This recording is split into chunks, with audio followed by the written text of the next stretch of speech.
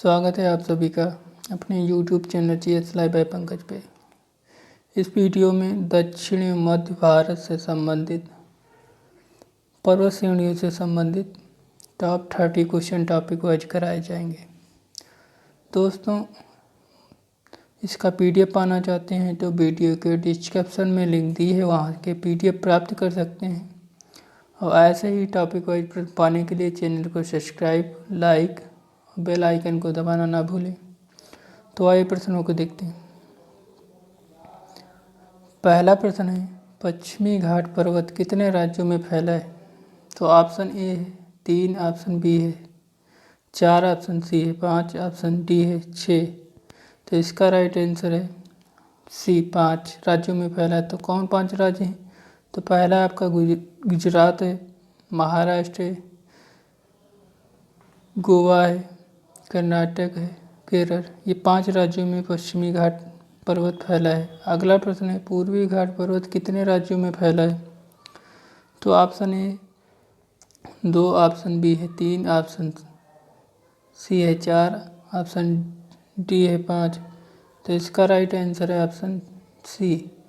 तो पूर्वी घाट पर्वत 4 राज्यों में फैला है। तो कौन कौन है? तो आपका तमिलनाडु है, आंध्र प्रदेश है, उड़ीसा है, पश्चिम बंगाल। अगला प्रश्न है, अरावली पर्वत कितने राज्यों में फैला है? तो ऑप्शन ए 3, ऑप्शन बी है 4, ऑप्शन सी है 5, ऑप्शन डी है 6। तो इसका राइट आंसर है ऑप्शन ए, 3 राज्यों में फैला है। तो कौन 3 राज्य हैं? तो अरावली पर्वत गुजरात में, राजस्थान में, हरियाणा में। दोस्तों, अरावली विश्व की सबसे पुरानी पर्वत श्रृंखला है। इसकी सर्वोच्च चोटी का नाम है गुरु शिखर, जिसकी ऊंचाई 17 से 22 मीटर है। अगला प्रश्न देखते हैं, कार्डमम पर्वत श्रृंखला निम्न में से नहीं फैला है। यहाँ फैला होगा। Option A Kerala, option B है तमिलनाडु, ऑप्शन सी है दोनों, ऑप्शन डी है इनमें से कोई नहीं। तो इसका राइट आंसर है ऑप्शन डी।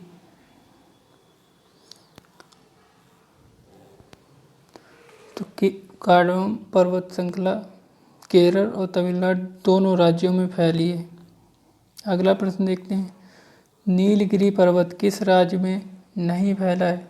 तो option A Karnataka, option B है केरल, ऑप्शन सी है तमिलनाडु, ऑप्शन डी है इनमें से कोई नहीं। तो इसका राइट आंसर है ऑप्शन डी। तो नीलगिरी पर्वत कर्नाटक, केरल, तमिलनाडु तीनों राज्यों में फैली है। ये पश्चिमी घाट और पूर्वी घाट को मिलाने वाली एक पर्वतीय गांठ है। ये तीनों राज्यों में फैली है। अगला प्रश्न, अन्नामलाई पर्वत श्रृंखला निम्न में से नहीं फैला है। तो किस में नहीं फैला है?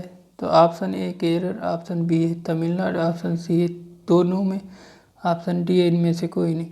तो इसका राइट आंसर है ऑप्शन डी, इनमें से कोई नहीं मतलब नो, मतलब ऑप्शन सी केरल और तमिलनाडु में अन्नामलाई पर्वत श्रृंखला फैली है। अगला प्रश्न है, पालनी या पर्वत श्रृंखला किस राज्य में है? तो option A Karnataka, option B है केरल, ऑप्शन सी है तमिलनाडु, ऑप्शन डी है इनमें से कोई नहीं।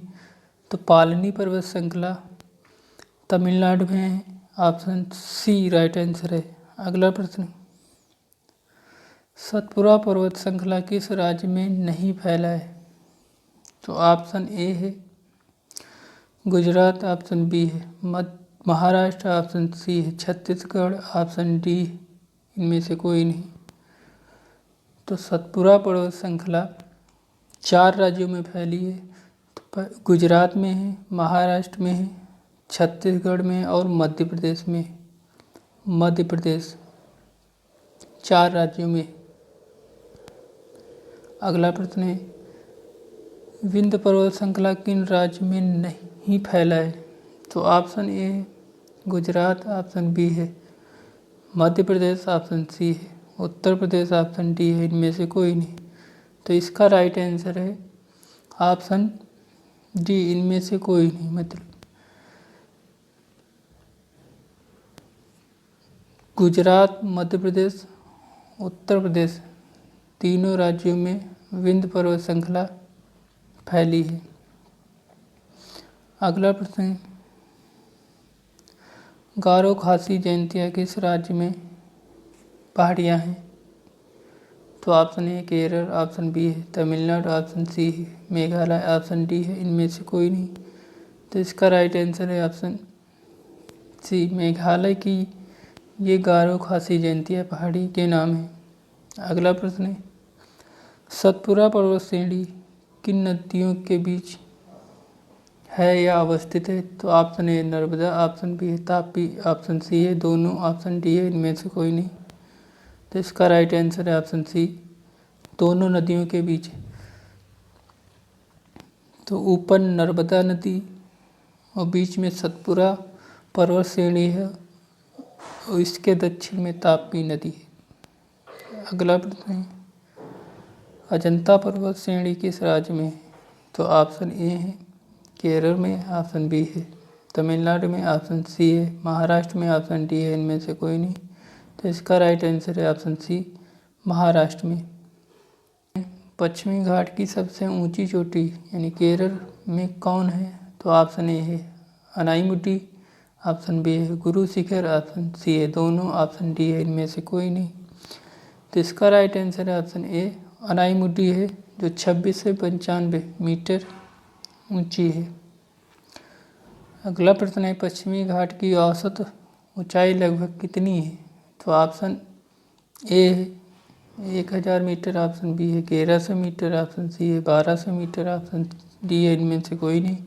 तो इसका राइट आंसर है ऑप्शन सी, 1200 मीटर लगभग है। अगला प्रश्न है,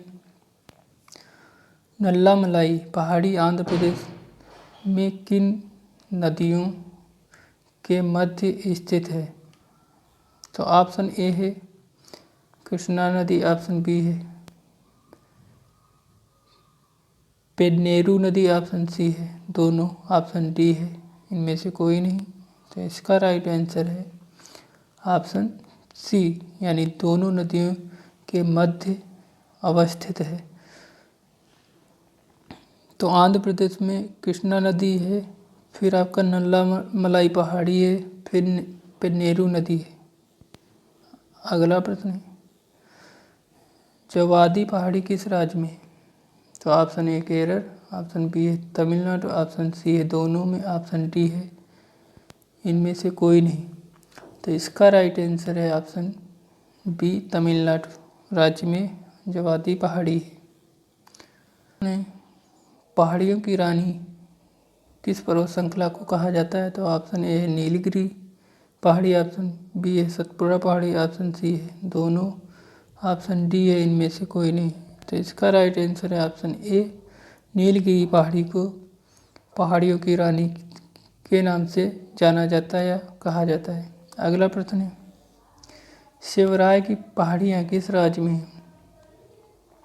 तो ऑप्शन ए है केरल, ऑप्शन बी है तमिलनाडु, ऑप्शन सी है दोनों में, ऑप्शन डी है इनमें से कोई नहीं। तो इसका राइट आंसर है ऑप्शन बी, तमिलनाडु राज्य में। अगला प्रश्न है, दोड्डा बेट्टा चोटी पर्वत पर अवस्थित है?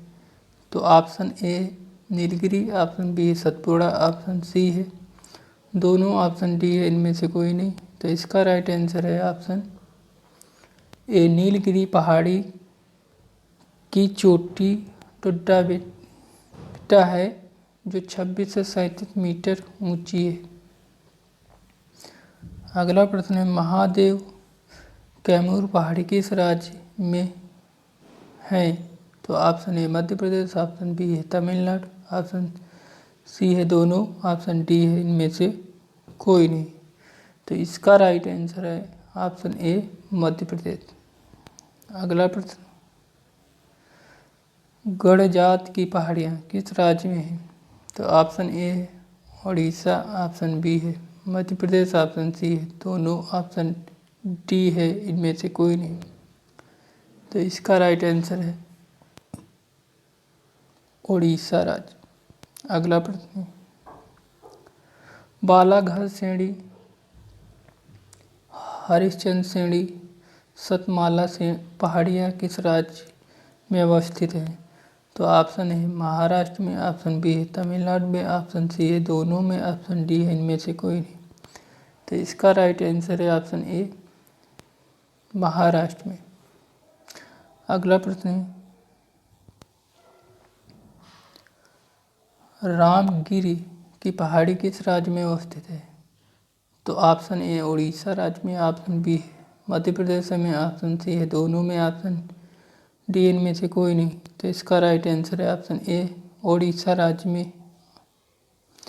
अगला प्रश्न है, मेकाल श्रेणी किस राज्य में है? तो option A Chhattisgarh, option B है तमिलनाडु, ऑप्शन सी है दोनों में, ऑप्शन डी है इनमें से कोई नहीं। तो इसका राइट आंसर है ऑप्शन ए छत्तीसगढ़ में ये पर्वत श्रृंखला पड़ती है।